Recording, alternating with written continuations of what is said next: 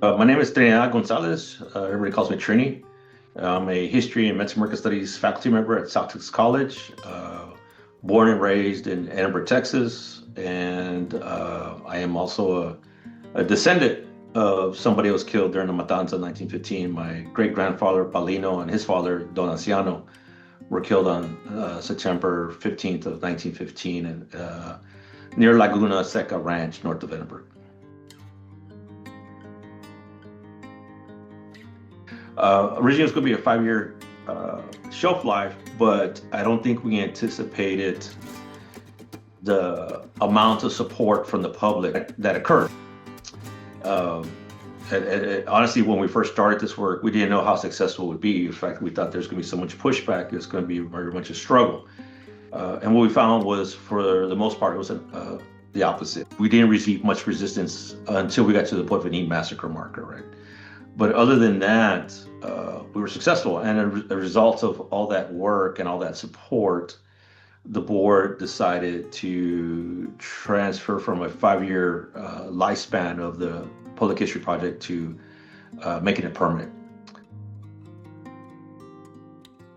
So Paulino Cerda and his father worked at Laguna Seca like most of my ancestors did. They were vaqueros. And in 1915, there was a rebellion, popularly known in English as the Plan de San Diego, but in Spanish and known by the local community as the Revolución de Texas, the Texas Revolution, because it was an effort to separate this geographical area away from the United States because of violations concerning land rights, civil rights related to, segregated schools, etc., and also just the right to life, right? Because prior to the Matanza, you had violations of people's life taken by law enforcement indiscriminately and with impunity, right? They were not held responsible. And so what happened is not everybody joined that insurgency. And the insurgents themselves would not always understand who supported or didn't support them. People were suspect unless they're actively involved. And if you did not support them when they came, you might be a victim to their violence. And this is common to insurgencies anywhere they occur, right? And so my great-grandfather had the keys to the gates that went through the ranches, and they came to him to ask for him to open up the gates so they could pass through, which he did, because you could not say no to these guys. Just like 2 weeks after my ancestors were killed, you had Jesus Bazan and Antonio Longoria who were killed as well. And they actually went to the Texas Rangers and told them, look, if you find these individuals with our horses, it's because they took them from us, right?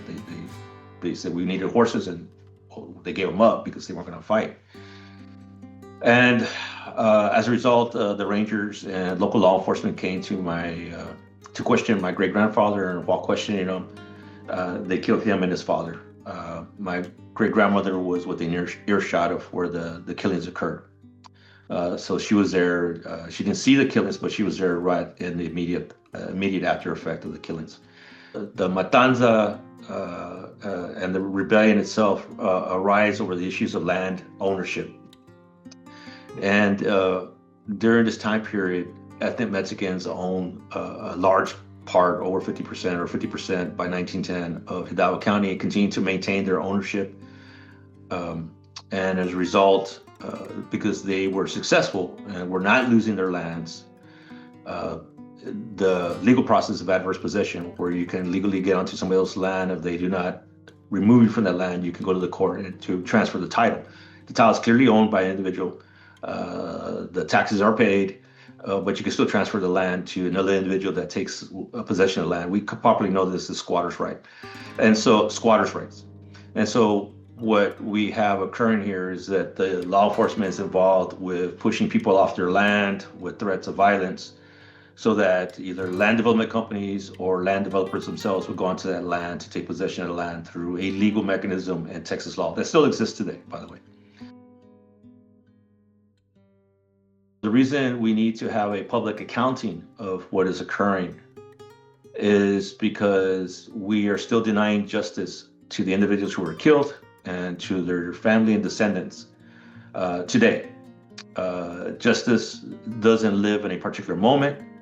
Justice is across time until it's addressed. And at this moment, one of the fundamental ways it can be addressed is actually acknowledging the individuals who were killed through records in Texas. Right now, there's no death certificates for the individuals that were killed.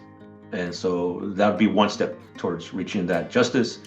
Another one, obviously, we engaged in Refuse and Forget, was the historical markers, presenting this history to a wider audience as well, so that people can remember those individuals killed. There's a reason why names are on tombstones. It's that we don't forget the individual.